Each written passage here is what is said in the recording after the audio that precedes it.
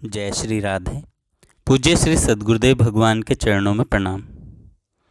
कल्याण पत्रिका से महामना मालवीय जी द्वारा भगवान नाम की महिमा। नाम की महिमा मैं आपको कहाँ तक सुनाऊं। अजामिल का उपाख्यान तो आपने कई बार सुना होगा। वह महान पापी था। उसने अपने छोटे पुत्र का नाम रख छोड़ा था नारायण। जब वह मरने लगा तब यमदूत आकर उसके सूक्ष्म शरीर को ले जाने लगे। उसने भयभीत होकर अपने छोटे पुत्र को पुकारा। अंत समय उसके मुख से पुत्र के बहाने भी नारायण नाम का उच्चारण सुन वहाँ भगवान विष्णु के दूत उपस्थित हो गए और उसके सूक्ष्म शरीर को यमदूतों से छीन लिया। यमदूत दौड़े हुए यमराज के पास पहुँचे और उनसे सारा वृत्तांत कह सुनाया। इस पर यमराज ने कहा कि भूल से भी भगवान का नाम लेने वाले को हम नहीं पकड़ सकते, क्योंकि जिस वस्तु का हम नाम लेते हैं उसी के आकार का हमारा मन हो जाता है। जब हम किसी बधिक का नाम लेते हैं तो हमारे सामने उस बधिक का चित्र खड़ा हो जाता है। सती का नाम लेते हैं, सती का आदर्श हमारे ध्यान में आ जाता है।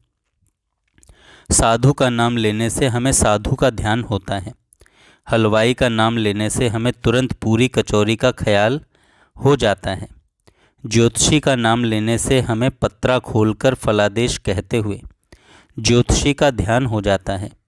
इसी प्रकार परमात्मा का नाम लेने से अन्य सब विषयों से हमारा ध्यान हट जाएगा और हमारी परमात्मा विषयक मति हो जाएगी। शिव शिव कहते ही हमारे सामने मंगल का रूप खड़ा हो जाता है। शिव का अर्थ है मंगल, आनंद का बधावा। शिव कहते ही हमारे मन में आनंद का बधावा बजने लगता है। ओम नमः शिवाय मंत्र का उच्चारण करते ही शिव जी का मंदिर ध्यान में आ जाता है। मैं जब मृत्युंजय मंत्र का जप करने लगता हूँ उस समय मेरा मन हठात भगवान विश्वनाथ के दरबार में पहुँच जाता है। शरीर से अन्यत्र रहते हुए भी मैं अपने को मन से वहीं पाता हूँ। उस समय मुझे और कोई बात याद नहीं रहती। परमात्मा का नाम लेने से हमें उस दीन उपकारी सर्वव्यापक त्रिकाल सत्य जगत की रचना पालन और संहार करने वाले महान तत्व का ध्यान हो जाता है। संसार भर को नियंत्रण में रखने वाली एक महान शक्ति है जो अनंत है, तीनों कालों में सत्य है, सदा सब जगह व्याप रही है। उसी ने सबको बनाया है, वही सबका पालन करती है और वही सबका संहार करने वाली है। उसी के बल से सारे नक्षत्र घूम रहे हैं। उसी की शक्ति से संसार के सारे व्यवहार चलते हैं। वह थी भी, रहेगी भी और है भी। उसकी महिमा का वर्णन कौन कर सकता है। भगवान का नाम लेने से हमें इस शक्ति का ध्यान आएगा। फिर वह शक्ति कैसी है। पवित्राणाम पवित्रम, पवित्रों को भी पवित्र करने वाली है। उसके सामने किसी मलिन वस्तु का ध्यान ही नहीं आएगा, क्योंकि वह पवित्रतम है। उसका नाम लिया नहीं कि मन का पाप भागा। जिस प्रकार लालटेन देखते ही चोर भाग जाते हैं, उसी प्रकार भगवान नाम रूप दिव्य प्रकाश के सामने पाप रूपी चोर ठहर नहीं सकते। अपने बाप के सामने क्या कोई पाप कर सकता है। अपने पिता की मौजूदगी का ध्यान आते ही मन पाप से हट जाता है। फिर भगवान तो जगत के पिता हैं, पिताओं के भी पिता हैं और वे सब जगह मौजूद हैं। उनका ध्यान होने पर क्या पाप ठहर सकता है। हमने प्रारंभ में कहा था कि कुछ लोग यह शंका करते हैं कि भगवान का नाम बार बार लेने से क्या लाभ है। इसका उत्तर हम पहले दे चुके हैं, फिर भी इस संबंध में कुछ कहते हैं। बात यह है कि दिन रात के 24 घंटों में हमारा जो कुछ है सब उन्हीं की कृपा से है। उनके बिना हमारा कुछ भी नहीं है। गोसाई श्री तुलसीदास जी ने विनय पत्रिका में कहा है, प्रभु तुम बहुत अनुग्रह कीनो, साधन धाम विबुध दुर्लभ तन, मोहे कृपा कर दीनो।